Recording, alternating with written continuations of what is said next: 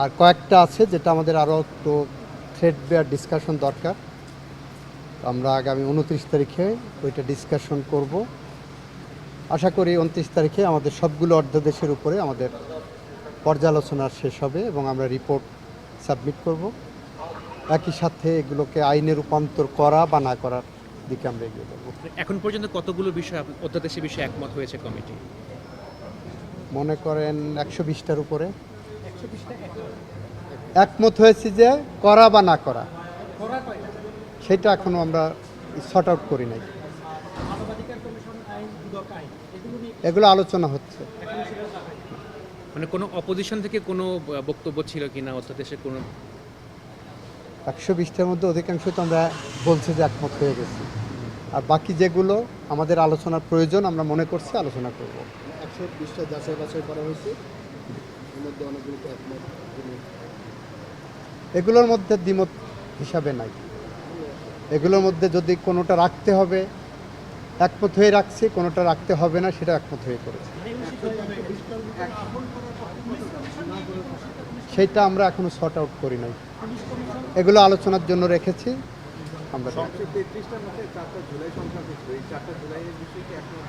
একমত সবাই। 120টা তো হয়েছে, এই বিষয়ে একমত কতগুলোতে হয়েছে? এই প্রশ্নের উত্তর দিয়েছি আপনাকে।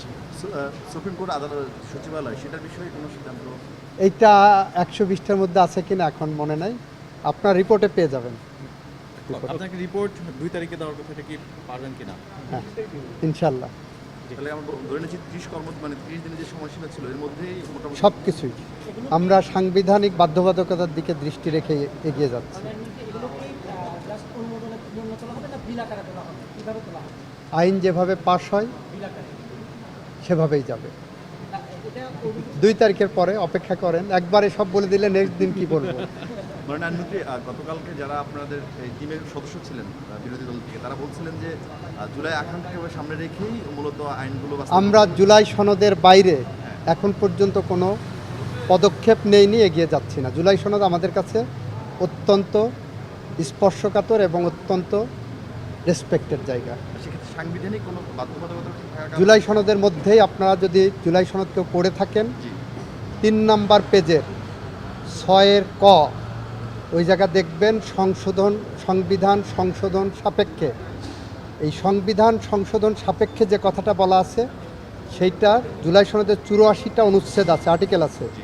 1 থেকে 47 পর্যন্ত হলো সংবিধান সংশোধন সাপেক্ষে হওয়ার কথা, আর 48 থেকে বাকি 84 পর্যন্ত অধ্যাদেশ করে আইন করে বা অন্যভাবে করা সম্ভব হবে।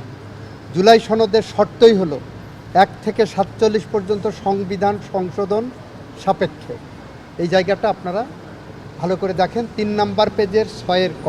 কিন্তু এরপরে আপনার যখন জুলাই সনদ বাস্তবায়ন আদেশ জারি হলো এবং এর ভিত্তিতে গণভোট হলো, সেখানে স্পেসিফিক ওই আদেশে বলে দেওয়া হয়েছে যে গণভোটে যদি না জয়যুক্ত হয় তাহলে সংবিধান সংস্কার ওটা জুলাই সনদের পরিপন্থী। ওই পদক্ষেপটাই জুলাই সনদের পরিপন্থী। তাহলে আপনারা জুলাই সনদকে প্রাধান্য আদেশটাকে আমরা সংবিধান এবং জুলাই সনদকে প্রাধান্য দিচ্ছি।